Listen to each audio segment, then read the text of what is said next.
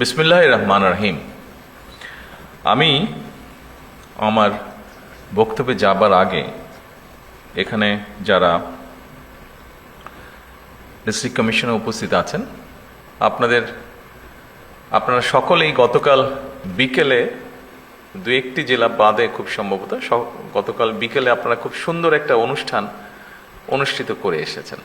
বাচ্চাদের একটি অনুষ্ঠান, স্পোর্টসের একটি অনুষ্ঠান, মোটামুটি সকল ডিস্ট্রিক্ট কমিশনারই ওখানে আপনারা দেখেছেন বাচ্চাগুলোকে যারা পার্টিসিপেট করেছিল এবং যারা দেখতেও এসেছিল অনুষ্ঠানগুলো, যে বাচ্চাগুলো তাদের কি স্পৃহা মনের মধ্যে, তারা এগিয়ে যেতে চায়। আমার মনে হয় আজকের এই জেলা প্রশাসক সম্মেলনের আমাদের মেইন স্পৃহাটা বা মোটোটা হোক সেই বাচ্চাদের যেই মোটোটা, অর্থাৎ সামনে এগিয়ে যাওয়া, এটাই হোক আজকে আমাদের অনুষ্ঠানের স্পিরিট। এখন আমি আমার ফর্মাল বক্তব্যে আসতে চাচ্ছি। জেলা প্রশাসক সম্মেলনের সম্মানিত সভাপতি, ক্যাবিনেট সেক্রেটারি সাহেব, মন্ত্রিসভার সম্মানিত সদস্য এবং উপদেষ্টাবৃন্দ, উপস্থিত সেনাবাহিনী প্রধান, নৌবাহিনী প্রধান এবং বিমান বাহিনী প্রধানগণ, উপস্থিত জনপ্রশাসনের বিভিন্ন সচিব, বিভাগীয় কমিশনার, জেলা প্রশাসকবৃন্দ এবং উপস্থিত সকল সুধীবৃন্দ, আসসালামু আলাইকুম। একটি অবাধ, সুষ্ঠু এবং নিরপেক্ষভাবে অনুষ্ঠিত জাতীয় নির্বাচনে জনগণের রায় বিএনপি রাষ্ট্র পরিচালনার দায়িত্ব গ্রহণের পরে আপনাদের সঙ্গে আমার এটাই প্রথম আনুষ্ঠানিক একটি সভা বা বৈঠক। 12 ফেব্রুয়ারি জাতীয় নির্বাচন অনুষ্ঠানে আপনাদের সবাই হয়তো জেলা প্রশাসক হিসেবে সরাসরি জাতীয় নির্বাচনের সঙ্গে হয়তো সংশ্লিষ্ট ছিলেন না, তবে আপনারা প্রায় প্রত্যেকেই হয়তো যিনি যার অবস্থান থেকে প্রত্যক্ষ কিংবা পরোক্ষভাবে জাতীয় নির্বাচন পরিচালনা কার্যক্রমের সাথে হয়তো জড়িত ছিলেন। বিগত জাতীয় নির্বাচন পরিচালনায় পেশাদারিত্বের পরিচয় দিয়ে জনপ্রশাসনে যারা জাতীয় দায়িত্ব পালন করেছেন, আমি প্রথমেই তাদেরকে জানাই আন্তরিক অভিনন্দন এবং ধন্যবাদ। উপস্থিতিবৃন্দ, 12 ফেব্রুয়ারি নির্বাচনে জনগণের সামনে একটি বিষয় কিন্তু প্রমাণিত হয়েছে। জনরায়ের প্রতিফলন ঘটে, জনপ্রশাসনের পক্ষে সুষ্ঠু নির্বাচন পরিচালনা করা সম্ভব। আমি যেটি বলতে যাচ্ছি, জনপ্রশাসন যদি সঠিকভাবে কাজ করে তাহলে অবশ্যই জনগণের রায় যে প্রতিফলিত হয় সেটি আপনারা প্রমাণ করেছেন 12 তারিখের নির্বাচনে। অপরদিকে যদি আপনাদেরকে কাজ করতে না দেওয়া হয় তাহলে কি হতে পারে সেটি আমরা 14, 18 বা 24-এ দেখেছি। আমি সেই ডিটেইলে গেলাম না। আজকের এই জেলা প্রশাসক সম্মেলন অবশ্যই নতুন কিছু নয়। এটি জেলা প্রশাসকদের একটি নিয়মিত বাৎসরিক সম্মেলন। আজ থেকে এটি শুরু হবে এবং 6 মে পর্যন্ত এটি চলবে। জনস্বার্থে প্রশাসনের কি ভূমিকা পালন করা উচিত সেটি অবশ্যই আপনারা কম বেশি অবগত আছেন। এটি নিয়েও বোধহয় নতুন করে বিস্তারিত কিছু বলার নেই। তবে এটি যেহেতু বর্তমান গণতান্ত্রিক সরকারের সঙ্গে আপনাদের প্রথম আনুষ্ঠানিক বৈঠক, সেহেতু সরকারের গৃহীত নীতিমালা এবং জনপ্রশাসন সম্পর্কে সরকারের কিছু পদক্ষেপ বা পর্যবেক্ষণ এবং নির্দেশনা নিয়ে মূলত আমি আপনাদের সামনে কয়েকটি কথা তুলে ধরতে চাই বা বলতে চাই। একটি দেশের জনপ্রশাসনে পদোন্নতি কিংবা পোস্টিংয়ের জন্য যতগুলি প্রশাসনিক পদ রয়েছে, প্রতিটি পদই রাষ্ট্র এবং সরকারের জন্য অবশ্যই প্রয়োজনীয় এবং গুরুত্বপূর্ণ। সুতরাং শুধুমাত্র পদোন্নতি কিংবা নিজেদের পছন্দের জায়গায় পোস্টিংয়ের জন্য পেশাদারিত্বের সঙ্গে আপোষ করলে সংশ্লিষ্ট কর্মকর্তারা সাময়িকভাবে হয়তো লাভবান হতে পারেন, তবে সেটি আমি ব্যক্তিগতভাবে যেটা মনে করি, তবে সেটি বা সার্বিকভাবে জনপ্রশাসনের দক্ষতা এবং নিরপেক্ষতার উপরে একটা নেতিবাচক প্রভাব ফেলে। সুতরাং জনপ্রশাসনের কর্মকর্তাদের সব পদেই কাজ করার মানসিকতা থাকা জরুরি। কেন জরুরি আমি এক্ষুনি আপনাদের সামনে সেটি বলবো। সবসময় নিজেদের পছন্দের পদে পদায়ন কিংবা পোস্টিং পাওয়ার মানসিকতাই কিন্তু জনপ্রশাসনকে হয়তোবা দুর্নীতিপরায়ণ এবং অপেশাদার করে তোলার অন্যতম একটি কারণ।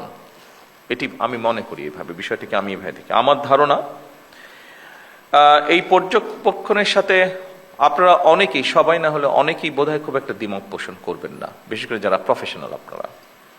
সুতরাং আপনাদের প্রতি আমার বিশেষ আহ্বান থাকবে, জনপ্রশাসনের প্রতিটি পদকেই গুরুত্বপূর্ণ এবং অনিবার্য ভাবুন। দেশের যে কোনো স্থানেই যে কোনো সময় জনপ্রশাসনের যে কোনো পদে দায়িত্ব পালনের জন্য নিজেদেরকে দয়া করে মানসিকভাবে প্রস্তুত করে রাখুন। যে কারণে আমি কথাটি বলেছি সেই কারণটি হচ্ছে, দেখুন, আমরা সকলেই যদি একটি কথা মনে রাখি, সেটি হচ্ছে একটি সরকার যেরকম চিরস্থায়ী নয়, জনপ্রশাসনের কোনো পদ কারো জন্য চিরস্থায়ী নয়। এই জন্যই আমি পূর্বের কথাটি বলেছি আপনাদের সামনে। জনপ্রশাসনের যে কোনো স্তরের কর্মকর্তাগণ যদি রাষ্ট্রের প্রয়োজনে যে কোনো সময় যে কোনো পদে দেশের স্বার্থে যে কোনো স্থানে কাজ করার জন্য মানসিকভাবে প্রস্তুতি থাকেন, আমার বিশ্বাস জনপ্রশাসনে পেশাদারিত্ব গড়ে ওঠার ক্ষেত্রে এটা একটা সহায়ক ভূমিকা রাখবে। সম্মানিত সকল উপস্থিতিবৃন্দ, একটি গণতান্ত্রিক সরকার নির্বাচিত করেছে বিগত 12 তারিখের নির্বাচন সরাসরি এই দেশের জনগণ সরাসরি ভোটের মাধ্যমে। দীর্ঘদিন ধরে একটি জবাবদিহিমূলক, ন্যায়ভিত্তিক ও জনকল্যাণমুখী শাসন ব্যবস্থার প্রত্যাশা থাকা থেকে সাধারণ মানুষের আকাঙ্ক্ষার প্রতিফলন হচ্ছে বর্তমান সরকার। স্বাভাবিকভাবেই জনগণ সরকারের প্রতিটি কাজের মাধ্যমে তাদের আকাঙ্ক্ষার একটি বাস্তব প্রতিফলন দেখতে চাইবে। সরকারের নীতি ও পরিকল্পনা বাস্তবায়নের ক্ষেত্রে আপনারা, যা আগের বক্তাগণ উল্লেখ করে গেছেন তাদের বক্তব্যে, আপনারা বিশেষ করে বিভাগীয় কমিশনার এবং জেলা প্রশাসকগণই জনগণের সঙ্গে সরকারের প্রধান সেতু বন্ধন। আপনাদের সততা, কর্মদক্ষতা এবং দায়বদ্ধতার উপরে সরকারের গৃহীত কার্যক্রমের সাফল্য বলা যায় প্রায় পুরোটাই নির্ভর করে। সম্মানিত সকল উপস্থিতিবৃন্দ, দেশের বর্তমান রাজনৈতিক, অর্থনৈতিক, সামাজিক ব্যবস্থা সম্পর্কে আমার মনে হয় আপনারা ভালোভাবে অবগত আছেন। দেশের ইতিহাসে সবচেয়ে ভঙ্গুর অর্থনীতি, দুর্বল বিভাজিত জনপ্রশাসন এবং অবনতিশীল আইন শৃঙ্খলা পরিস্থিতির মধ্যে বর্তমান সরকারকে কাজ শুরু করতে হয়েছিল। যে পরিস্থিতিটির বর্ণনা আমি দিলাম, সেই পরিস্থিতি ছিল যখন আমরা কাজ শুরু করেছি। অবশ্যই আমি দৃঢ়ভাবে বিশ্বাস করি আপনাদের সহযোগিতায় অনেকখানি সেই পরিস্থিতির আমরা পরিবর্তন করতে সক্ষম হয়েছে এই 2.5 মাসে। তবে সম্পূর্ণভাবে সেটি এখনো পরিবর্তিত হয়নি। ফ্যাসিবাদী শাসন আমলে দুর্নীতি, লুটপাট রাষ্ট্র এবং জনগণকে ঋণগ্রস্ত করে ফেলেছিল।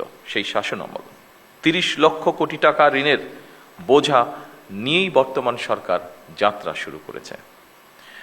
আপনারা কম বেশি ধারণা অবশ্যই আপনাদের আছে যে আমরা দেখেছি বিগত সরকারের সময় দেশকে একটা আমদানি নির্ভর রাষ্ট্রে পরিণত করে ফেলা হয়েছিল। বিভিন্ন স্ট্যাটিস্টিক্স যেটা বলে, দেশে দারিদ্র্য বেড়েছে, দেশে বেকারত্ব বেড়েছে, নতুন কর্মসংস্থান হয় নাই বললেই চলে। প্রতিটি সাংবিধানিক এবং বিধিবিদ্ধ প্রতিষ্ঠানকে বলা যায় অকার্যকর করে ফেলা হয়েছিল। আপনারা মনে হয় তার সবচেয়ে বড় উদাহরণ, যেহেতু আপনার প্রশাসনে বিভিন্ন জায়গায় আছেন, বিভিন্ন জায়গায় কাজ করছেন। বিচার বিভাগ, নির্বাচন কমিশন, দুদক সবকিছুই ছিল অকার্যকর। শিক্ষা, স্বাস্থ্য সব সেক্টরই বলা যায় ভঙ্গুর অবস্থা।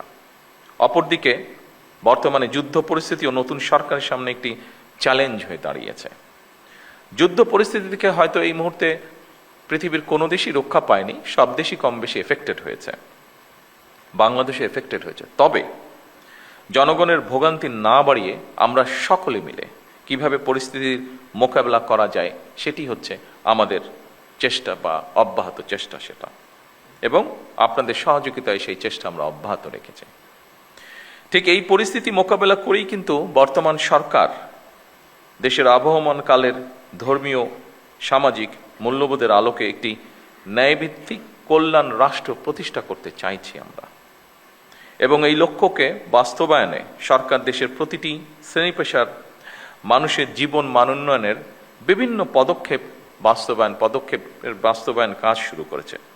সরকার ইতিমধ্যে একটি নীতিমালার ভিত্তিতে জনপ্রশাসন অর্থাৎ আপনাদের মাধ্যমেই কৃষক কার্ড, ফ্যামিলি কার্ড, স্পোর্টসের যে বিষয়টি সহ দেশে ইমাম, মুয়াজ্জিম এবং অন্যান্য ধর্মীয় গুরুদেরকেও প্রতি মাসে আমরা সম্মানের যে ব্যবস্থা করেছি সেই কার্যক্রমগুলি শুরু হয়েছে, যা শুরু করেছি আমরা আপনাদের মাধ্যমে। সম্মানিত উপস্থিতিবৃন্দ, দলমত নির্বিশেষে রাষ্ট্র সমাজের প্রত্যেকটা মানুষকে রাষ্ট্রীয় সামাজিক নিরাপত্তা বেষ্টনীর মধ্যে নিয়ে আসাই হচ্ছে আমাদের বর্তমান সরকারের লক্ষ্য। আপনারা বিধিবদ্ধ নিয়ম মেনে জনগণের জন্য সরকারের গৃহীত সেই কর্মসূচিগুলিকে সুচারিতভাবে বাস্তবায়ন করবেন, এটিই কিন্তু জনপ্রশাসনের কাছে সরকারের প্রত্যাশা। সরকারের পরিকল্পনা অনুযায়ী প্রথমে নির্ধারিত এবং নির্বাচিত প্রতিটি সেক্টরের মানুষের কাছে সরকারের গৃহীত বিভিন্ন ধরনের সহায়তা বা সহযোগিতা আপনারা দয়া করে পৌঁছে দেবেন। দেশকে বন্যা খরা থেকে মুক্ত রেখে সরকার সুষ্ঠু পানি ব্যবস্থার মাধ্যমে প্রায় সারা বছর কৃষকদের সেচ সুবিধাও নিশ্চিত করতে চায় এবং এই লক্ষ্যেই সরকার এক্সকাভেটর যেটি আছে, মেশিনটি যেটি আছে, এটার পরিবর্তে জনগণকে যতটুকু সম্ভব সম্পৃক্ত করে সারা দেশে আমাদের যে 20,000 কিলোমিটার খাল খননের পরিকল্পনা রয়েছে আগামী 5 বছর, এই কাজটি আমরা করতে চাইছি। কারণ মেশিনের পরিবর্তে আমরা যদি যতটুকু সম্ভব মানুষকে সম্পৃক্ত করি, আমরা কৃষিপ্রধান বাংলাদেশকে পুনরায় কৃষি বিপ্লবের দিকে নিয়ে যেতে চাই। এর বাইরেও জনগণকে সম্পৃক্ত করা গেলে খাল খনন একটা সাময়িক কর্মসংস্থানেরও কিন্তু ব্যবস্থা হবে বহু মানুষের জন্য। এর বাইরেও জনগণের মধ্যে সামাজিক সংহতি এবং সম্প্রীতি সৃষ্টিতেও এই খাল খনন ভূমিকা রাখবে, যার প্রতিফলন বা যার বাস্তবায়ন আমরা অতীতেও দেখেছি। সেজন্যই আমরা এটি করতে চাইছি। সম্মানিত উপস্থিতিবৃন্দ, একটা বিষয় আমি আরেকটু পরিষ্কার করে আপনাদের সামনে তুলে ধরতে চাই। নির্বাচনী ইশতেহার এবং জনগণের সামনে স্বাক্ষরিত যে জুলাই সনদ, আমরা সেই সকল কিছুর অর্থাৎ আমাদের ম্যানিফেস্টো এবং জুলাই সনদ, এটার প্রতিটি দফা, প্রতিটি অঙ্গীকার পর্যায়ক্রমে আমরা বাস্তবায়ন করতে চাই। আমরা এই ব্যাপারে বদ্ধপরিকর।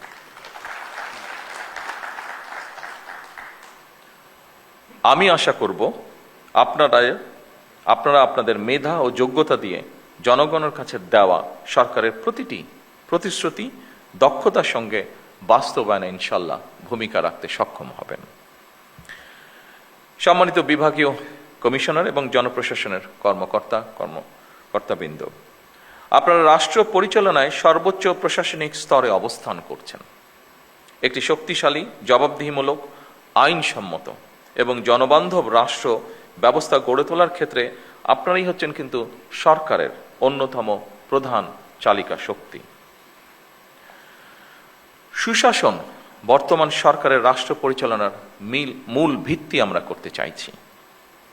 সুশাসনের জন্য প্রয়োজন দক্ষ ব্যবস্থাপনা, যোগ্য নেতৃত্ব এবং অবশ্যই জবাবদিহিতা।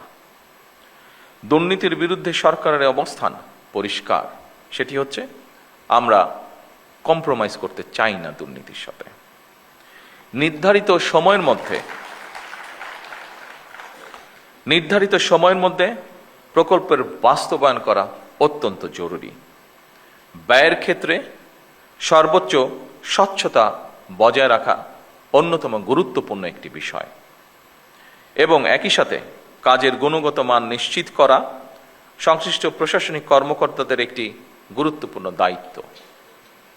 একই সঙ্গে সম্মানিত সকল উপস্থিতিবৃন্দ, সম্মানিত জেলা প্রশাসকবৃন্দ, একই সঙ্গে প্রয়োজনের অতিরিক্ত আইন কানুন ও জটিলতাকে অজুহাত হিসাবে আমরা ব্যবহার না করি, বরং বাস্তবসম্মত, কার্যকর ও জনস্বার্থ সংশ্লিষ্ট সিদ্ধান্ত গ্রহণের মানসিকতা আমরা প্রশাসনের সকল পর্যায়ে গড়ে তোলার চেষ্টা করি, যাতে করে জনগণ সময় মতন সরকারের প্রতিটি কর্মসূচির প্রত্যাশিত যে সুফল সেটি লাভ করতে পারে। আমরা চাই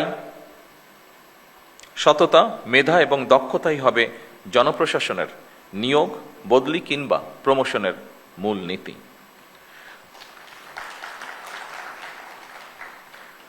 স্বচ্ছতা এবং দ্রুততার সাথে শূন্য পদে জনবল নিয়োগ, শক্তিশালী পাবলিক সার্ভিস কমিশন গঠন, বেসরকারি সার্ভিস রুল প্রণয়ন সহ সর্বত্র প্রশাসনিক কাঠামোর কার্যকারিতা ও জবাবদিহিতা নিশ্চিত করতে সরকার কিন্তু দৃঢ় প্রতিজ্ঞ। সম্মানিত জেলা প্রশাসকবৃন্দ, সম্মানিত সকল উপস্থিতিবৃন্দ, কমিশনারবৃন্দ, বিশ্ব এখন আর্টিফিশিয়াল ইন্টেলিজেন্সের যুগে প্রবেশ করেছে। এ ব্যাপারে আমরা সবাই ওয়াকিফাল।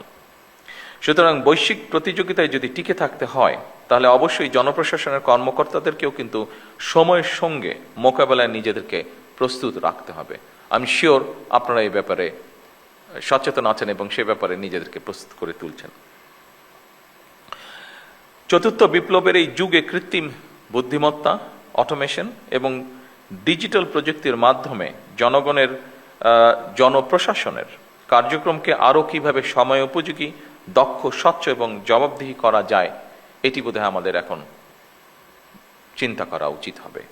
এবং আমি মনে করি যেহেতু এই আইটি বলেন বা আর্টিফিশিয়াল ইন্টেলিজেন্স বলেন, এইগুলো এগিয়ে যাচ্ছে, আমার মনে হয় আমাদের এই বিষয়ে ডেভেলপ করা ছাড়া বিকল্প কোনো কিছু নেই। সম্মানিত সকল উপস্থিতিবৃন্দ, এই সম্মেলন কেবল আনুষ্ঠানিক মত বিনিময়ের জায়গা হওয়া উচিত নয়, বরং এটি এমন একটি পরিসর যেখানে মাঠ প্রশাসনের বাস্তব অভিজ্ঞতা, সীমাবদ্ধতা, প্রয়োজন এবং উদ্ভাবনী চিন্তা সরাসরি জাতীয় পর্যায়ে সিদ্ধান্ত প্রক্রিয়ায় প্রতিফলিত হতে পারে বা হওয়া উচিত। আপনারা মাঠ পর্যায়ে সরকারের প্রশাসনিক অ্যাম্বাসেডর। দ্রব্যমূল্য নিয়ন্ত্রণ, বাজারের শৃঙ্খলা বজায় রাখা, কৃষকের ন্যায্য মূল্য নিশ্চিত করা অত্যন্ত জরুরি।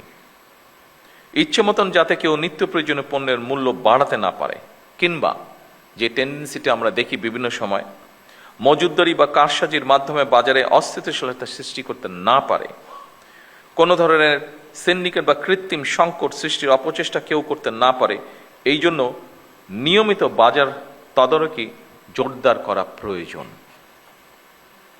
বাজার ব্যবস্থাপনায় স্থিতিশীলতা বজায় রাখা, এটি সামাজিক স্থিতি এবং জনগণের আস্থার সঙ্গেও কিন্তু সরাসরি সম্পর্কিত।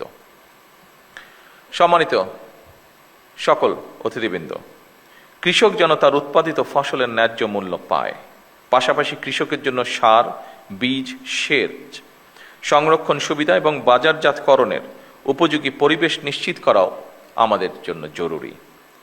কৃষিকে শুধু উৎপাদনের বিষয় হিসেবে নয়, বরং গ্রামীণ জীবিকা, খাদ্য নিরাপত্তা, কর্মসংস্থান, গ্রামীণ জনগণের শহরমুখিতা হ্রাস এবং স্থানীয় অর্থনৈতিক স্থিতিশীলতার নিয়ামক হিসাবে আমার মনে হয় দেখা প্রয়োজন। এই বিষয়টির সাথে নিশ্চয়ই আপনারা কম বেশি একমত হবেন।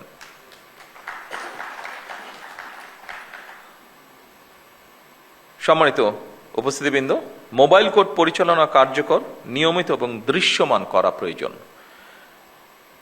অনেকগুলো ক্ষেত্রে, আমি ক্ষেত্রগুলো যেহেতু আগে আলোচনা করেছি সেজন্য সেখানে আর গেলাম না। বিশেষ করে এখন আরেকটি, আমাদের এই যে মিডল ইস্ট ক্রাইসিসের সময় এখন আরেকটি বিষয় আমরা জোর দিতে চাচ্ছি, সেটি নিশ্চয়ই ইনস্ট্রাকশনও আপনাদের সকলের কাছে আছে, সেটি হচ্ছে সন্ধ্যা 7টার পরে আমরা চাইছি যে বিভিন্ন মার্কেট প্লেসগুলোতে যাতে বিদ্যুৎ ব্যবহার না হয়, এ ব্যাপারেও আপনাদেরকে একটু খেয়াল রাখা প্রয়োজন, খেয়াল রাখতে হবে। উপস্থিতিবৃন্দ, মোবাইল কোর্ট পরিচালনা কার্যকর, নিয়মিত এবং দৃশ্যমান করার জন্য জরুরি পদক্ষেপ বা জোর পদক্ষেপ আপনারা দয়া করে গ্রহণ করবেন, যাতে করে আইন লঙ্ঘনের ক্ষেত্রে তাৎক্ষণিক ব্যবস্থা গ্রহণ করা যায় এবং জনস্বার্থ সংশ্লিষ্ট অপরাধ দ্রুত দমন করা সম্ভব হয়। জনগণ ন্যায় বিচার প্রাপ্তি সহজতর করা এবং সরকারি সেবাকে হয়রানি মুক্ত করা এবং প্রতিটি নাগরিকের জন্য সমান সুযোগ নিশ্চিত করা, আমি মনে করি আপনাদের কাজের একটি গুরুত্বপূর্ণ এবং বড় অংশ। উপস্থিতিবৃন্দ, সরকারি কার্যালয়ে সেবা প্রার্থীরা যেন অপ্রয়োজনীয় হয়রানি না হয় কিংবা বিলম্ব বা অনিয়মের শিকার না হয়, দয়া করে সে ব্যাপারেও আপনাদেরকে কঠোর নজর রাখতে হবে। জনগণের যে কোনো ন্যায্য অভিযোগ গুরুত্ব সহকারে প্রতিকারের ব্যবস্থা দয়া করে আপনারা গ্রহণ করবেন। আইন শৃঙ্খলা পরিস্থিতি এবং মাদক নিয়ন্ত্রণ, সাম্প্রদায়িক সম্প্রীতি বজায় রাখা এবং বাল্য বিবাহ, নারী ও শিশু নির্যাতনের বিরুদ্ধে কঠোর ব্যবস্থা গ্রহণ করতে হবে, যেগুলো আপনাদের ক্যাপাসিটির মধ্যে আছে। বিশেষ করে আবারও আমি এখানে উল্লেখ করতে চাই, সাম্প্রদায়িক সম্প্রীতি, বাল্য বিবাহ, নারী এবং শিশু নির্যাতন, দয়া করে এই কয়টি বিষয় আপনারা আপনাদের ব্যক্তি অবস্থান থেকে দয়া করে পদক্ষেপ গ্রহণ করবেন। প্রশাসনিক অবস্থান আপনাদের আছে, তারপরে একজন মানুষ হিসেবে দয়া করে আপনারা এই বিষয়টিতে নজর রাখবেন না। আমি দৃঢ়ভাবে বিশ্বাস করি এটি। খাদ্যে ভেজালের বিরুদ্ধে কার্যকর ব্যবস্থা গ্রহণ একটি অত্যন্ত জরুরি বিষয়। এই খাবারটি আপনি খাচ্ছেন, আমি খাচ্ছি, আপনার পরিবারের সদস্য আপনার সাথে থাকছে, তারাও খাচ্ছে। কাজেই এটির প্রতি আমাদের নজর রাখা অত্যন্ত প্রয়োজন। এ ব্যাপারে সামাজিক সচেতনতা বৃদ্ধি করা প্রয়োজন। স্থানীয় নেতৃত্বের সঙ্গে সমন্বয় এবং প্রোঅ্যাক্টিভ প্রশাসনিক ব্যবস্থা নিশ্চিত করার মাধ্যমে আমি মনে করি জনপ্রশাসনকে গণমুখী করা গেলে জনগণ সরকারের কার্যক্রমের সুফল থেকে নিশ্চয়ই বঞ্চিত হবে না। সম্মানিত উপস্থিতিবৃন্দ, রাজনৈতিক নেতৃত্বের পাশাপাশি সরকারের যাবতীয় গণমুখী উদ্যোগ বাস্তবায়নের জন্য সরকার জনপ্রশাসনের উপরে নির্ভরশীল। বিভিন্ন সেক্টর চিহ্নিত করে সরকার দেশে বিদেশে কর্মসংস্থানের সৃষ্টির জন্য উদ্যোগ গ্রহণ করেছে। খুব সম্ভবত আমাদের নাটোরের ডিসি সাহেব বোধহয় এরকম কিছু একটা বলে গিয়েছেন ওনার বক্তব্যে। তরুণদের দক্ষতা উন্নয়ন, প্রশিক্ষণ, প্রযুক্তি নির্ভর কর্মসংস্থান উদ্যোক্তা হিসাবে গড়ে তোলার জন্য আমাদের সবাইকেই এগিয়ে আসা প্রয়োজন। খেলাধুলা, সংস্কৃতি কর্মকাণ্ড এবং জনস্বার্থে স্বেচ্ছাসেবামূলক অংশগ্রহণের সুযোগ বৃদ্ধি করা প্রয়োজন। যেমন আপনারা এর ভিতরে একটি কাজ করছেন, সেটি হচ্ছে যে ক্লিনিংয়ের কাজ আপনারা করছেন আপনাদের স্ব এলাকায়, খাল খননের বিষয়টি আছে, এরকম অনেকগুলো বিষয় আছে। কয়েকটি বিষয় আমি বক্তব্যের বাইরে, আমার যে স্ক্রিপ্ট বক্তব্য আছে এটির বাইরে আমি চিন্তা করেছি আমি আপনাদের সাথে আলাপ করব। যেমন গতকাল যেরকম একটা অনুষ্ঠান হয়েছে, আপনি যদি আপনাদের এলাকায় শিক্ষা মন্ত্রণালয়, যে দায়িত্বে যারা আছেন, কালচারাল মিনিস্ট্রি যারা আছেন, এদের সাথে কথা বলে যদি আপনারা আপনাদের জেলাগুলোতে, উপজেলাগুলোতে ইউনিয়ন, স্কুল, কলেজের বাচ্চাদের মধ্যে বিভিন্ন রকম কম্পিটিশনগুলো যদি শুরু করতে পারেন, ডিবেট প্রতিযোগিতা হতে পারে, স্পোর্টস হতে পারে। কেন স্পোর্টস সবসময় শীতকাল আসলে হতে হবে? কেন অন্য সময় স্পোর্টস হতে পারবে না? কেন কালচারাল অনুষ্ঠান ওই 26শে মার্চে হতে হবে, 16 ডিসেম্বর হতে হবে, 21শে ফেব্রুয়ারিতে হতে হবে স্কুল পর্যায়ে? কেন এটা হতে হবে? কেন আমরা এটা চেঞ্জ করতে পারবো না? কেন সারা বছর হতে পারবে না? এর বাইরেও আপনারা এখানে আমাদের কৃষি সচিব আছেন, রফিক সাহেব আছেন, রফিকুল ইসলাম, উনি বগুড়ায় ডিসি হিসেবে, জেলা প্রশাসক হিসেবে দায়িত্ব পালন করছেন। সেই সময় আমরা একটা অনুষ্ঠান করেছিলাম। বছরের 2-1টি সময় আমরা শহরের একটা অংশের ভিতরে আমরা বিভিন্ন রকম ফেয়ার করেছিলাম। যেমন ধরেন মহিলারা বিভিন্ন জিনিস অনেকেই ঘরে বসে বানায়, সেটার একটা ডিসপ্লের মতন আমরা করেছিলাম, অর্থাৎ মিনা বাজার সর্ট অফ। কালচারাল অনুষ্ঠান হতে পারে। আমাদের শিল্পকলা একাডেমি আছে, মোটামুটি অনেক জেলাতেই আছে। যেই জেলাগুলোতে নেই সেখানে জেলা পরিষদের বিল্ডিং আছে, সেখানে অডিটোরিয়াম আছে। অর্থাৎ একটা সবসময় সারা বছরই কম বেশি সপ্তাহে যদি একটা অনুষ্ঠানও থাকে তাহলে মানুষের যাবার জায়গা থাকে। আপনি এইগুলো কাজের মাধ্যমে আমরা যেটা দেখছি এখন, যে আমাদের তরুণ সমাজ বিভিন্ন অন্য বিষয় যেটা প্রত্যাশিত না, এরকম অনেক কিছুর সাথে ইনভলভ হয়ে যাচ্ছে তারা। আমরা যদি আমাদের ছেলেমেয়েদেরকে এরকম খেলাধুলা বলেন, সংস্কৃতি বলেন, এই ধরনের বিষয়গুলোতে আমরা ধীরে ধীরে ইনভলভ করতে পারি, তাহলে আমার মনে হয় তারা এইগুলা থেকে আস্তে আস্তে সরে আসবে। তাদেরকে তো আমাদের অপশন দিতে হবে যে তারা যে একটা 16 বছর 20 বছরের ছেলে বা মেয়ে, তার ভিতরে যে এনার্জিটা আছে, মানসিক এবং শারীরিক এনার্জিটা আছে, এটাকে তো বার্ন করার আমাকে জায়গা দিতে হবে। আমি যদি সেই এভিনিউটা তাকে না দিই, স্বাভাবিকভাবেই সে অন্য কিছুতে ইনভলভ হয়ে যাবে। সেজন্য আসুন এইভাবে আমরা সমাজকে কিন্তু বদল করতে পারবো। আপনাদের এলাকায় বিভিন্ন, যেমন আরেকটি জিনিস আমি বলতে যাচ্ছিলাম, এটা আমি আলাপ করতাম, আমি সিনিয়র মিনিস্টারদের সাথে এবং আলাপ করে এটা ঠিক করতে চাইছিলাম। আমরা যেরকম 21শে পদক দিই, 26শে মার্চ পদক দিই, আপনাদের ডিস্ট্রিক্টে কিন্তু এরকম অনেক ঘটনা ঘটে। যেমন একটা ছেলে, সে উদাহরণ হিসাবে বলছে, একটা মানুষ হয়তো হঠাৎ করে পুকুরে পড়ে গিয়েছে, বা একটা পশু একটা পুকুরে পড়ে গিয়েছে, একটা মানুষ নিজের রিস্ক নিয়ে ওই মানুষটাকে, যে পড়ে গেছে তাকে রক্ষা করলো। একটা জীব পড়ে গিয়েছে, তাকে একটা মানুষ উদ্ধার করলো ওখান থেকে, অথবা ঝড়ে একটা গাছ পড়ে রাস্তা বন্ধ হয়ে গেছে, গ্রামের মানুষ হাঁটাচলা করতে পারছে না, কয়েকটা ছেলে মিলে সুন্দর করে গাছটাকে সরিয়ে রাস্তাটাকে আবার ঠিক করে দিল। অর্থাৎ এইরকম সামাজিক ভালো কাজ যেগুলো, এই কাজগুলোকে যদি আপনারা এনকারেজ করেন এবং তারপরে যদি আপনারা আমাদেরকে পাঠান, আপনারা যদি সেন্ট্রালে পাঠান, আমাদেরকে সেন্ট্রালে পাঠান, তখন জাতীয়ভাবে হয়তো আমরা এরকম ব্যবস্থা গ্রহণ করতে পারি। ম্যাট্রিক পরীক্ষা হচ্ছে, ম্যাট্রিক পরীক্ষা আমরা জানি বিভিন্ন সময় অনেক সময় অনেক ইনসিডেন্ট ঘটে থাকে। বাট আমরা যদি এরকম করি যে ঠিক আছে, আমরা ধরেন আপনার উপজেলা নাটোর জেলায় সব মিলে আমরা 3 জন বা 5 জন টিচার সিলেক্ট করব যারা ভালো পারফর্ম করেছে, তখন আপনি যদি নামগুলা পাঠান, তখন আমরা সরকার থেকে তাকে একটা রিওয়ার্ড দেওয়ার বা অ্যাওয়ার্ড দেওয়ার কিছু একটা আমরা ব্যবস্থা করব। এই ধরনের বিষয়গুলো যদি আপনারা চিন্তা করেন, ফলে হবে কি, দেখুন এই সমাজে, এই দেশে তো আমরা সকলে মিলেই বাস করছি।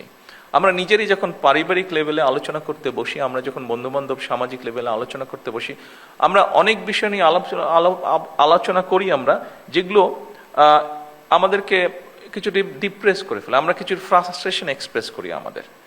কিন্তু আমরা সকলে মিলে যদি এইরকম কিছু কিছু জিনিস চালু করতে পারি, নিশ্চয়ই আমরা পরিবর্তন কিছুটা করতে পারবো, আস্তে আস্তে করতে পারবো। যে কোনো পরিবর্তনই তো একদিনে হবে না, 1 মাস 6 মাস 1 বছরে হবে না। কিন্তু আমরা যদি, আমার ধারণা এটা, আমি যেহেতু অনেকদিন আমাকে বাইরে থাকতে হয়েছে, আমি দেখেছি সেই সব দেশে এরকম প্র্যাকটিস করে তারা, এরকম ছোট ছোট জিনিস হতে থাকে যেগুলো সমাজে অনেক ভ্যালু অ্যাড করে। কাজেই আপনারা যদি এই উদ্যোগগুলো গ্রহণ করেন, আমরা এখান থেকে আপনাদেরকে সাপোর্ট দিতে পারবো ইনশাল্লাহ। আমরা চাই এই জিনিসগুলোকে। আমি কিছুদিন আগে ইনফরমেশন মিনিস্টার সহ, সেক্রেটারি সাহেব সহ আমরা আলাপ করছিলাম যে আমরা দেখছি সোশ্যাল মিডিয়াতে অনেক কিছু আমরা দেখছি, আমরা সমাজে আমাদের চোখেও দেখছি। আমরা যখন ছোট ছিলাম, আমরা যখন স্কুলে পড়তাম, আমরা তখন দেখেছি অনেকগুলো সোশ্যাল ভ্যালুস ছিল, রিলিজিয়াস ভ্যালুস ছিল আমাদের, বাট এখন কিন্তু সেগুলো ভেরি মাচ অ্যাবসেন্ট, আমরা দেখছি না। কাজেই ওই জিনিসগুলোকে আস্তে আস্তে আমরা কেন ফিরিয়ে আনতে পারবো না? মানুষের প্রতি মানুষের শ্রদ্ধা, মানুষের প্রতি, জীবের প্রতি দয়া, প্রকৃতির প্রতি দয়া, এরকম ধরনের জিনিসগুলোকে কেন আমরা আস্তে আস্তে ছোট ছোট ঘটনার মাধ্যমে কেন আমরা আবার সামনে আনতে পারবো না? আমরা যদি এরকম আস্তে আস্তে আনতে থাকি, নিশ্চয়ই আমরা সমাজে একটা পরিবর্তন করতে সক্ষম হব। এবং এই চেষ্টাটা আমাদের সকলে মিলেই করতে হবে, কারণ এই চেষ্টাটা এই জন্যই করতে হবে কারণ আমরা সকলে মিলেই কিন্তু এই দেশটার মধ্যে বসবাস করছি। দেশটা বেটার হলে আমরা বেটার থাকবো, দেশটা খারাপ হলে আমরা খারাপ থাকবো, এটাই।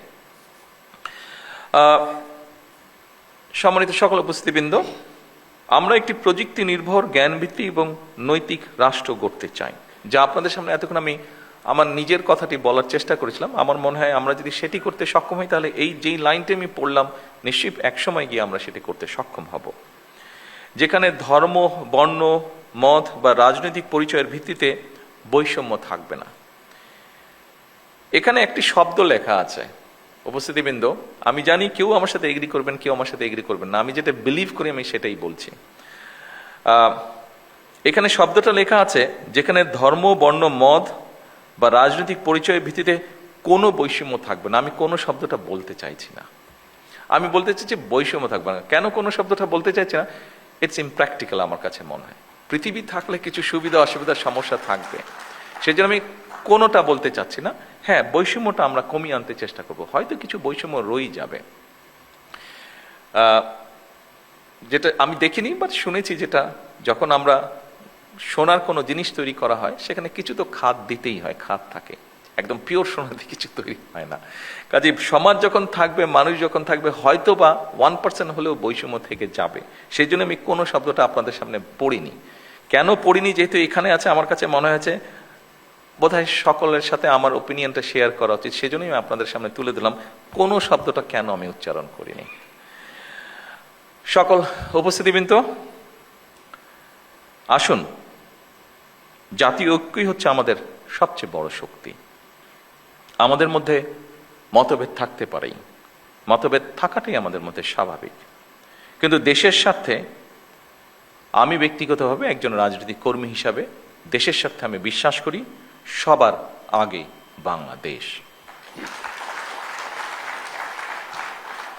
সম্মানিত সভাপতি, সম্মানিত মন্ত্রী পরিষদের সদস্যবৃন্দ, সংসদ সদস্যবৃন্দ, উপস্থিত সকল সদস্যবৃন্দ, আমি আনুষ্ঠানিকভাবে জেলা প্রশাসক সম্মেলন 2026-এর সাফল্য কামনা করছি এবং এই সম্মেলনের আনুষ্ঠানিক উদ্বোধন ঘোষণা করছি। আসসালামু আলাইকুম।